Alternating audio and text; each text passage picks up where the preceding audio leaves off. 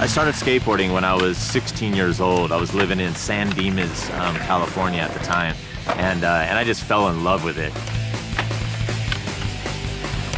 My mom raised two boys as a single mom, and it was tough for her. Sometimes had two jobs, and you know, I was even at kindergarten. I remember walking to school by myself, things like that. So I kind of had to grow up quick. But we went to church it just seemed like we went to church every time the doors were open practically. But I was a hurting individual as a young boy. In my teenage years, I got to a point of where I didn't really want to go anymore. I was being forced to go, really. I didn't really know how crazy in love God was with me. I just thought he was this God that was just waiting for me to screw up, and he just wanted to smash me. So there was a complete disconnect. I started getting involved more in drugs and alcohol, getting drunk a lot, sexual morality, and I was just living my life for myself. I had a goal, and my goal was to be a pro skateboarder.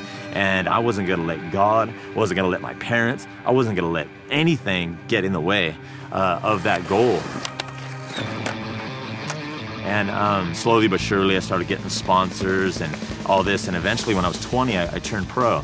And so at 20 years old, making bank, driving nice car, you know, living on my own, you know, because of my popularity in skateboarding, because of what I was able to accomplish. It was easy to have friends, girls, all that kind of stuff. I had everything that I thought I wanted, and I never felt more empty in my life.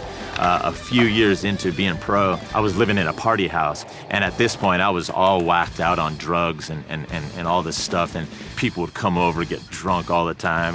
I'd wake up, there'd be people passed out on the floor. Some people were on coke, and some people were doing acid. I was doing acid. I was doing, you know, smoking weed. And I'm trying to find joy. I'm trying to find fulfillment and contentment.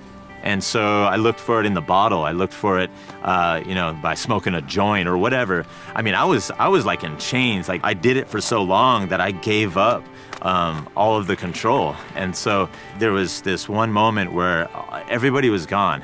They were probably out partying or whatever. And I just cried out to God. I said, Lord, I am so sick of doing things my way. This is what results in doing my thing and my way. I said, look, come into my life and I'll serve you forever. And I had this peace that I've never even scratched the surface of in my entire life before that, 20 plus years. I got saved at that moment, and he came into my life in a very powerful way, and it's never, my life has never been the same since. I'm not saying my life has been perfect by any means, but the Bible says when you call upon the name of the Lord, you will be saved. My name is Joe Gruber, and I've been Ransom.